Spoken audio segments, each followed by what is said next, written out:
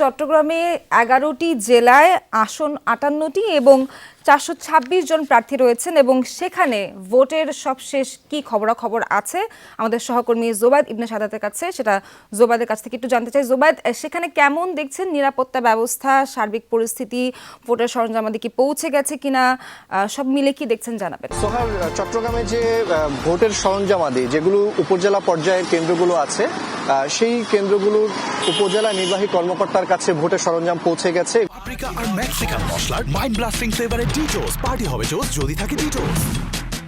এগুলো বিগত ২-৩ দিন ধরেই পাঠানোর মধ্যে প্রক্রিয়াটা ছিল এবং মহানগরের মধ্যে যে কেন্দ্রগুলো আছে সেগুলো আগামীকাল সকাল 10টায় এই মহানগরের জিমনেশিয়াম যে চট্টগ্রামের মাঠ আছে সেখান থেকে এই যে সরঞ্জামগুলো আছে সেগুলো পাঠানো হবে। পাশাপাশি এই যে আমি যে জায়গাটায় আছি এটি হচ্ছে চট্টগ্রামের লালদিঘি এলাকা। এখানে আমরা দেখতে পাচ্ছি সকাল থেকেই পুলিশের, সেনাবাহিনীর পাশাপাশি আমরা দেখেছি যে বিজিবির টহল গাড়ি ছিল, পুলিশের বেশ কিছু গাড়ি এখন আমরা দেখতে পাচ্ছি টহল দিচ্ছে।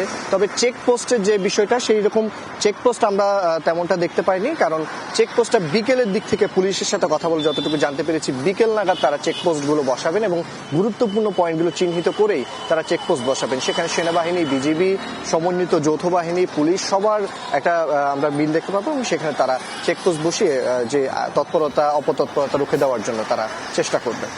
সহকর্মী, অনেক ধন্যবাদ। আপনি কি জানাচ্ছিলেন যে বিকাল বেলা পুলিশ চেকপোস্ট বসাবে গুরুত্বপূর্ণ পয়েন্টগুলোতে।